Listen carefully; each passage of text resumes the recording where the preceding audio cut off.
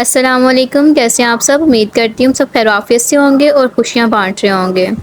आप देख रहे हैं लाइफ़स्टाइल विद हफ्सा और मैं शेयर करूँगी आपके साथ आज की रूटीन। आज मेरा फर्स्ट डे था, आज मैंने जॉब पे भी जाना था, ज़ाहिर-सी बात है और साथ में घर में बच्चों को भी सँभालना है और घरदारी और साथ में जॉब करना कोई भी मुश्किल काम नहीं है। अगर आप अपनी घर को और अपनी जॉब को मैनेजमेंट बना के चलेंगे तो आपके लिए ये सब काम बहुत ही आसान हो जाएंगे। मुश्किलों से लड़ के हम अपने लिए आसानियाँ पैदा करते हैं और अपने लिए सहूलतें पैदा करते हैं।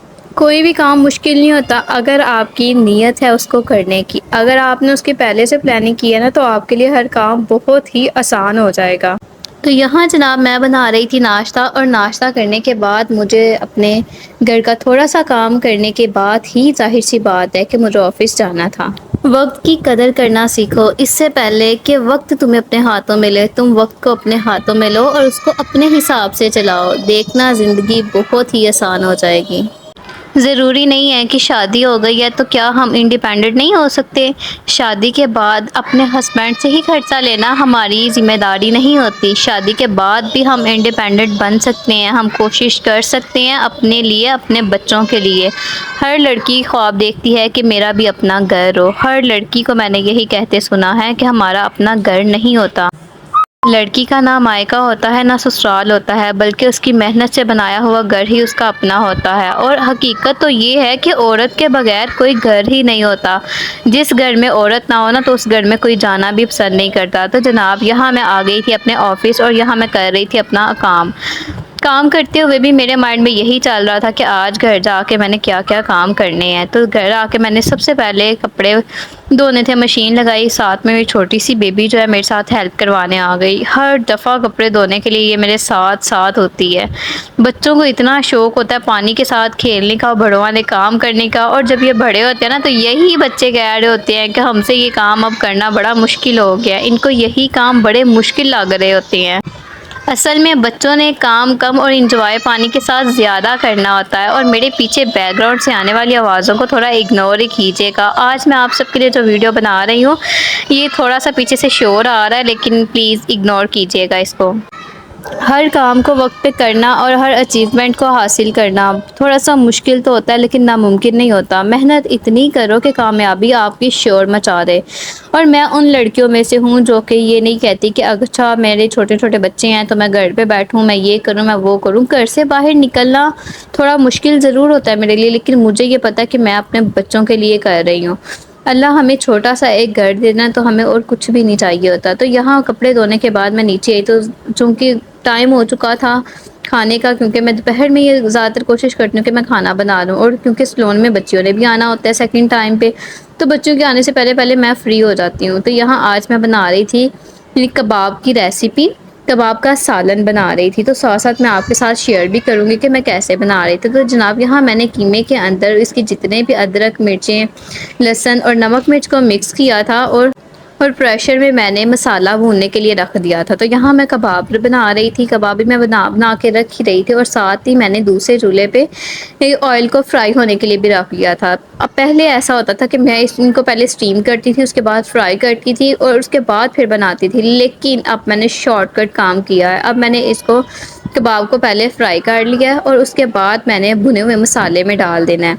तो आप सब देख सकते हैं यहाँ पे कबाब ने हल्का सा अपना कलर चेंज कर लिया है। तो जैसे ही अच्छे से फ्राई हो जाएंगे तो हम ये भुने हुए मसाले जो हम मसाला भून रहे हैं इसमें डालेंगे। मैं अक्सर ही ऐसा करती हूँ कि 5 मिनट का वेट मसाले को लगा के फिर उसको घी में फ्राई करते हैं तो वो बड़े अच्छे से बन जाते हैं। तो यहाँ मुझे लग रहा था कबाब ज़्यादा है तो मैंने थोड़े से अलग से प्लेट में निकाल के रख दिए थे कि अक्सर दोपहर टाइम कभी जो कुछ ना हुआ तो मैं इसको फ्राई कर लूँगी। तो जनाब यहाँ मैं घी डाल के अब उसकी भुनाई कर रही थी। पानी इसमें से बिल्कुल खुश्क हो गया था। तो पानी खुश करने के बाद इसमें जब घी डाल के इसकी भुनाई करते हैं तो ये मसाला ऐसे चटनी की तरह बन जाता है। बिल्कुल भी वो जो साबुत प्याज हमारे ऐसे आंखें खोल खोल के हमें देख रहे होते हैं ना, वैसा कुछ भी नहीं होता। तो साथ ही मैं इनको कबाब को देख रही थी कि ये ज़्यादा ब्राउन ना हो जाए, क्योंकि इनको भी नॉर्मल हमने फ्राई करना था, क्योंकि इस मसाले में भी इन्होंने पकना था अभी। तो साथ-साथ मैं उन लड़कियों के लिए, उन औरतों के लिए एक ब्यूटी टिप्स भी शेयर करती जाऊँ जो लोग घर में किचन में खड़े होके काम करते हैं। तो उनके लिए बहुत ही ईज़ी सा टिप है कि अगर आप अपने किचन में काम करते हो और आपको पसीना आता है ना, तो बराए मेहरबानी आप दुपट्टा या किसी कपड़े के साथ पोंछने के अलावा भी कुछ यूज़ कर सकते हैं, और वो है टिश्यू पेपर। आप टिश्यू यूज़ करें। आप टिश्यू के साथ टैप-टैप करके जब अपने पसीने को साफ़ करेंगे ना, तो यकीन माने आपको पिगमेंट्स का इश्यूज़ नहीं होगा और आपकी स्किन जो सेंसिटिव हो जाती है कुकिंग करने से, वो भी नहीं होगी।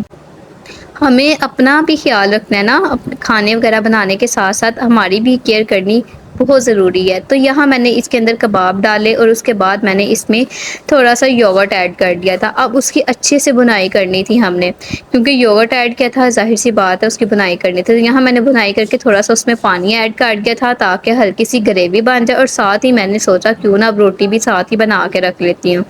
मैं अक्सर ही ऐसा करती हूँ कि जल्दी-जल्दी में जो है ना, साथ ही मैं एक साइड एक चूल्हे पे खाना बनाती हूँ और दूसरे पे रोटी बना लेती हूँ।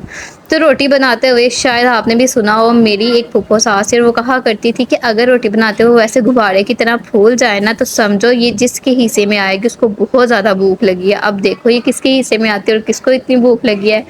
आई थिंक मेरी टमी तो अभी सो रही है, मेरी टमी को तो अभी बिल्कुल भी भूख नहीं है, क्योंकि मैं बच्चों के साथ ही खाना खाऊँगी। बच्चों के साथ ही पहले मैंने खाना खाया था दोपहर में। तो यहाँ जनाब सालन के साथ-साथ रोटी भी बन के तैयार हो चुकी थी, और मैंने सोचा क्यों ना अब साथ ही किचन को साफ़-सुथरा करके और खाने में इस्तेमाल जो बर्तन हुए हैं उनको भी वॉश कर दिया जाए। किचन को नीट एंड क्लीन करके सारे काम करने के बाद सुकून से बैठने का मज़ा ही अपना है।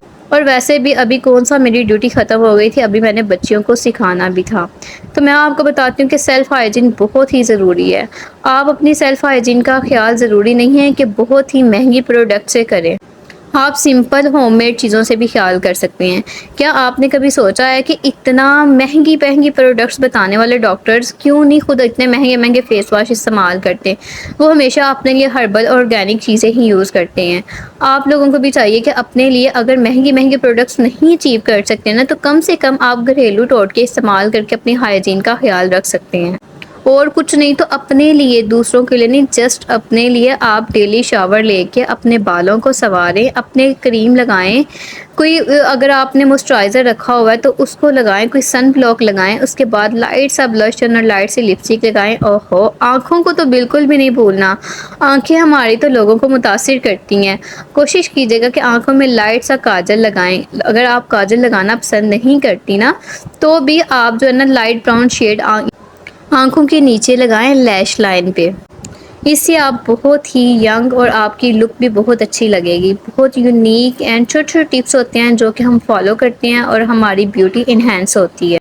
और आप नोट कीजिएगा कि अगर आप अपनी सेल्फ केयर करेंगे ना, ज़रूरी नहीं कि कहीं जाते हुए ही करनी चाहिए, नहीं, आप घर में रह के रेगुलर बेस पे भी अगर अपनी सेल्फ केयर करते हैं ना, तो यकीन मानिए आपकी अपनी बॉडी बहुत ही जो है ना सॉफ्टली फील करेंगे आप, और साथ में आपको एक अजीब सा इतने मज़े का सुकून होगा ना कि आप खुद देखेंगे आपको आप कितना अच्छा महसूस कर रहे हैं। फिर आप महसूस करेंगे कि खुद के लिए जीना भी कितना अच्छा होता है, कितना अच्छा लगता है जब हम खुद की केयर करते हैं। ज़िंदगी में कुछ बीते पल इस तरह के भी होते हैं कि हमें मुस्तकबिल में भी वो जीने नहीं देते। हमारा पास्ट इतना कुछ इस तरह का होता है कभी-कभी कि हम चाह के भी उसको अपने से दूर नहीं कर सकते, लेकिन उसको भूल जाना और आगे बढ़ने की कोशिश करना ही असल ज़िंदगी होती है। जो इन लम्हों से गुज़र रहा होता है ना, तो उसी को बेहतर पता होता है कि वो कैसे इस अज़ियत को बर्दाश्त कर रहा है। किसी के बगैर जीना कोई आसान काम नहीं होता, लेकिन किसी के चले जाने से कोई मर भी नहीं जाता। सो सब कोशिश की खुश रहने की और अपने हर लम्हे को खुशनुमा बनाने की। मेरी वीडियो अच्छी लगे तो लाइक लाज़मी करें और सब्सक्राइब करना भी मत भूलिएगा। अल्लाह हाफ़िज़, मिलते हैं नेक्स्ट व्लॉग।